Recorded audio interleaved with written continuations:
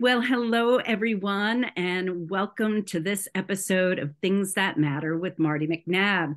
As many of you know who have been following me, I am a personal historian and legacy artist. For over 25 years, I've been working with people's photo, document, and memorabilia archive, everything they've saved and or inherited, and I tell a visual narrative with that. In other words, I tell stories with other people's stuff.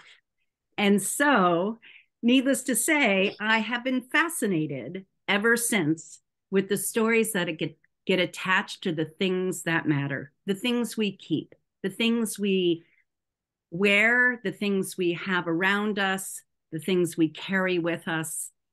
This is what I feel. They're much more than objects. They hold a piece of our personal history within their fabric, in their material to an extent.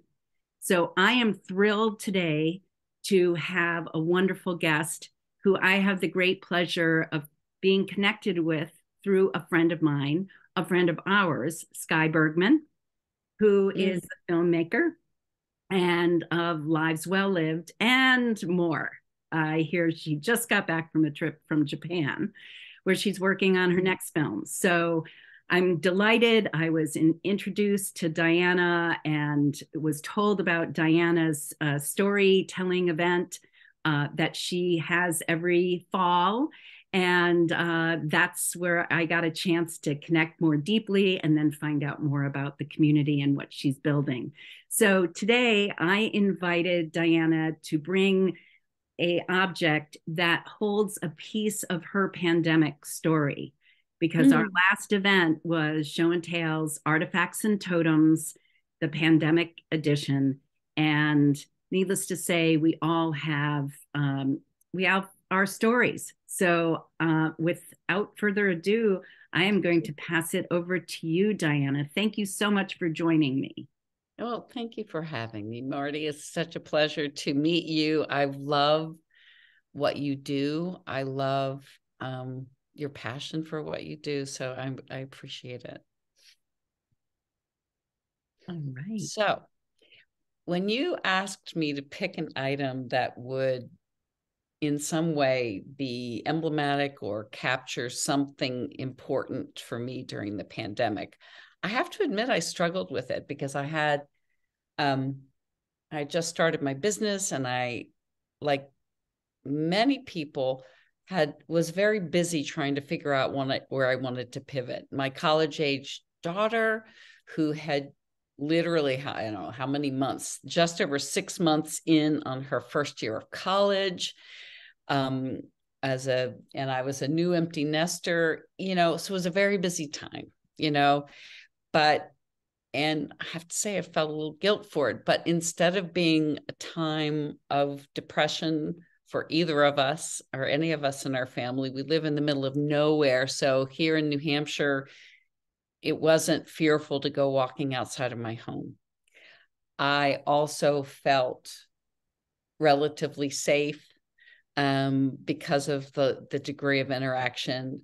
I didn't, like many of us in lockdown, I was really not feeling trapped because I could go out and enjoy the beautiful, nature and all those things. So I felt a little bit of guilt in the beginning, but mostly, and this is why I picked this object. Now, this is a little painting that my daughter and I did with each other. And it's just this fun, flowy painting. I'm sure if any of you ever look on Instagram, there are a lot of people that do, I forgot what this is called, like flow art or something like that. But I had seen it on social media someplace and decided my daughter was fresh, new home from a time that was supposed to be her, not fleeing the nest, but flying from the nest. She was brought home. Yes. And I was worried that she may have a really tough time with that, missing out on what was supposed to be a really fun and exciting time. So I was conscious of wanting to do things together. I was busily working on my business, which was I was having fun converting offline to online. She had online classes, but I said, I've got to spend time with her. I mean, I'm lucky enough to have her back because, for all intents and purposes, that was a huge gift for many of us who were new empty nesters, or for those that had adult children that ended up coming to live with them. Oh, I yes. have a lot of friends who had, kids, their children with their grandchildren come live with them unexpectedly. So to me, it was all an opportunity for us to connect with each other. So this to me symbolizes one afternoon, I set up this big table. I bought all these beautiful paints and all the right equipment. And probably for 2 hours, we did some big ones, some small ones. We did all sorts of color schemes. We laughed. The sun was shining. It was just a beautiful day. And it really, really was a gift to me and to her. We have a connection on a lot of levels, but art is where we do meet and do things together. We've done all sorts of, she's taught me printmaking. We've done pottery together. We do painting. She's a really wonderful little artist, and she's given me, hand painted birthday cards every year, so arts are our common language. We don't have to say anything, but it just really brought us together. Again, I wasn't worried about her per se, but I was starting to hear so much about how many of the kids were, suffering from depression and anxiety over such a dramatic letdown from whatever path they were on. So I think subconsciously, I was laughing about this. I was thinking I couldn't bring this, but in my mind's eye, one of the things, the most notable thing at the beginning was TikTok was fairly new, and it was completely not something I wanted to deal with, but my daughter was. And in the beginning, they were doing these little TikTok dances. So I will never forget, she taught me a TikTok dance and we recorded it on video. So along with this symbolic thing, I think that was just a moment for me, a real moment. Granted, it took me 75 hours to learn the dance, but once I did it, I don't really love sharing too much on social media, but I put it out on one of the platforms and my friends were like, woohoo, you did it. So that to me was just another way that she gave me a little gift to we're spending time and she's teaching me this little dance and, all that. But so for us, it's art. It's the same way I connected with my dear grandmothers, but especially one grandmother who probably, I would say 90% of my memories as a child were doing crafts or art with my grandmother. So to me, that's where it was just so wonderful that I had a, then 18, 19-year-old who wanted to do art with their mom and wasn't saying, oh, yeah, mom. So that was, that's made it all the more special. So that's my piece. oh my goodness. Absolutely. And it sounds like, for both of you, a lot of this, you ended up, I understand what you're saying about, how you were recognizing what was going on in the world and the incredible loss that was taking place and all of that. But I've heard you're like the third mom who really, really appreciated the experience of having their children back home or having their jobs moved to, online from home so that they could spend more time with their kids. So for me too, my work is all about reframing the way we look at life, in my case, aging with the work I do. But with her, I remember seeing it as such a teaching moment or an inspirational moment to say, this right now feels miserable. You're not having fun. with all your friends. You can't see your boyfriend for a while until we figured out the whole quarantining kind of thing. And, so you're basically stuck with your parents after you thought you were gone. And so I said, but you know what?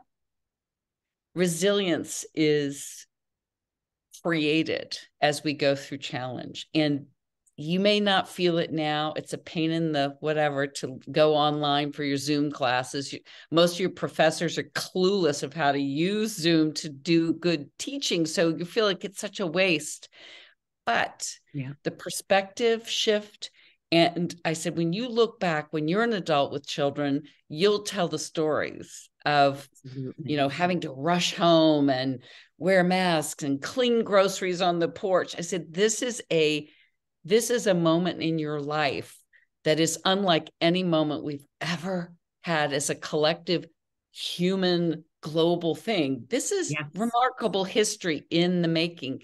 And she actually listened to it and she actually appreciated it and didn't, say, yeah, really, but I want to see my boyfriend. She was respectful and she did understand how it was, at the same time tragic. I mean, like beyond belief kind of tragic. She also saw how this would make her stronger to endure future challenge, so right. Neat. It is neat. It's amazing that, it's one of the things that I've spoken about with at my events, my show and tell, my live show and tell events as well, is that I often, and this is a perfect opportunity, I often talk to people and pose the question of, what do you want to happen with this thing once you pass away? Because in personal history work, my colleagues and I, the biggest challenge often is to end up convincing people that their life and their life story and the things that they keep and have is history, is living history, it's personal history. And it happens every moment, at every day, no matter what's happening. But everybody became so crystal clear during the pandemic that they were living history. Historical societies and museums were actively gathering things while it was happening. They didn't wait 10 years or 20 years or whatever. They knew that this was a historic moment. And so they wanted to gather these things, the stories and the objects. So you just shared your pandemic story. So I'm just curious, have you thought about what do you want to do with this particular object or any of the various things you created during pandemic?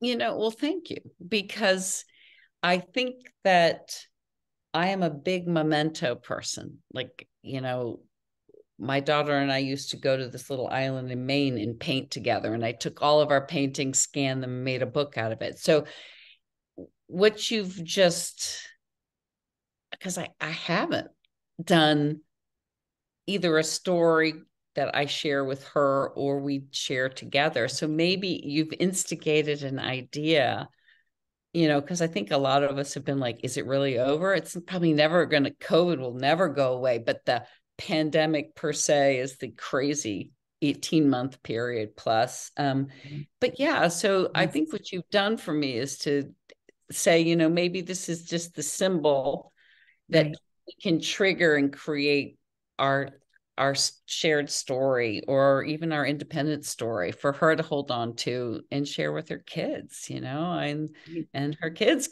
because it's a pretty, it's beyond, I was reflecting on, what other, world wars were collective, but not as down to the person impacting as COVID. Yeah. So, well, we didn't live during those times, so it's hard to know what it was like, during the the air raids and all of those kinds of things Oh, too, you know. So, or I don't know, like I remember being told to get under the table at school, you know. So we had that when I was, yeah, in my, it must have been my teens, you know. So a little bit younger. Maybe I wasn't quite a teenager, but 8 or 10. I still remember that, thinking, wow, what is this? Like, as if hiding under your table is gonna help much your school desk. well, what I just was thinking when you were sharing that, like most certainly, yeah, rationing, all the things that happened and that our parents went through and the depression and all the, Yeah. whoever age groups did. But this time, because of technology, we knew everything. We That's saw true. stories from everywhere in the globe. And That's true. before that, it was Walter Cronkite or whomever you listened to at night telling you what was happening during Vietnam. And you Right. got the little view. Now we got just onslaught of tragedy. Upon Thank tragedy. goodness, complemented with beautiful stories. I will never forget the scenes from Italy with the people on their balconies singing to each other, or Right. the dolphins in the Venice canals. Those kinds of things. We Right. would never have had that. Technology has brought us, I guess, the good and the bad, but Yep. I think Yeah. Yes. that made it a lot different, I think. Yes. So true. So true. Absolutely. So, well, this was wonderful to have you here. Yeah, I enjoyed It's it. just Thank you. a pleasure, pleasure to get to know you more. And so, before I close, I wanted to invite you to share a little bit with my listeners how they, what you're doing in what, because in some ways, I think what you've created was birthed out of the pandemic. What, and where you are in the building of a community kind of got birthed during that time, really. And Absolutely. so I want my listeners to know a little bit more about that and how they can Okay. connect with you and all of that. Okay. So I'll be brief. The Third Act Quest was a business I started about a year before the pandemic. And in my passion was learning about people who were living what I call a third act that was really meaningful and joyful and true to them, to who they really were. And we're very happy, as opposed to what some were dreading after 50, 60 and beyond. They were just living a life, I want to say of their dreams, but moreover following their hearts. And so I love the idea of, I was meeting a lot of these people, so I wanted to share those stories. So, but in the meantime, I built a workshop, I built a retreat thing, and it was nice, but it really wasn't able until Zoom became extremely ubiquitous because of the pandemic, that I was able to have gatherings of people in the hundreds and meet people from all over the world who'd come on Zoom to share their story. Otherwise, I was planning an in-person retreat, not retreat, an in-person storytelling event. So it made it online. So it just made it possible for me as a solopreneur to have this annual storytelling event. And coming out of it, I really, I moved my workshop online, and people said, that's the only way I can do it. I can't come meet you in New Hampshire or wherever your retreat is, so I'll do it. And so people became comfortable with that and with working together and knowing each other virtually instead of in person. We all crave the in-person, but so what I saw in the meantime, and this led me to start about a year ago, our community, Yes. it's for women of 650 plus, and it's called the 333 Collective. And it really was born out of what I witnessed, is that we all need to align with people who think like us, who are interested, maybe not in the exact same things, but in a mindset that's excited about this time of life, not afraid. well, yeah, Yes. we can have fear, but Yeah. not dreading, not regretful, not looking back, but looking forward. Yes. And reframing the way we think about aging and grabbing onto it, and that's where I met Sky. Sky was actually one of the keynote at my second storytelling retreat, because I saw her amazing film. Yeah. And I was just so excited. Lives well lived. And Yes. so it was like she was the perfect launch for that kind of a storytelling event. So yeah, so that's what we do. And right now I'm loving the community. It's growing. Yeah. I am, as I told you earlier, I'm going to have an annual gathering in person. I'm calling it Quest. It's the annual Quest gathering for the 333 women, but anyone who wants to come. I have a retreat. Actually, I'm going to do a couple of year, and I have one at the end of April here in New Hampshire. I do the online workshops still, but I'm just, I'm really, really excited about the gathering of women in the community. Me too. Me too. And I'm so grateful. I'm glad you're in it. Yeah. I'm so grateful to have found it. Yes, because I think that I had mentioned to you, Diana, that I had connected with another community of women called Women on Fire with Debbie Phillips. Yes. Oh, yes. Debbie Phillips. Oh my gosh, that's right? an amazing organization. Yeah, and I met her at Kathy Nelson's first virtual, because they had to switch everything 3 weeks before the in-person conference. They had to, because everything was closed down, wow. Had to all move to online, and that's how I met Debbie. I mean, yeah, that's how I met Debbie first. And so about a year, 6 months later, I ended up joining her community, and that community sadly has been on.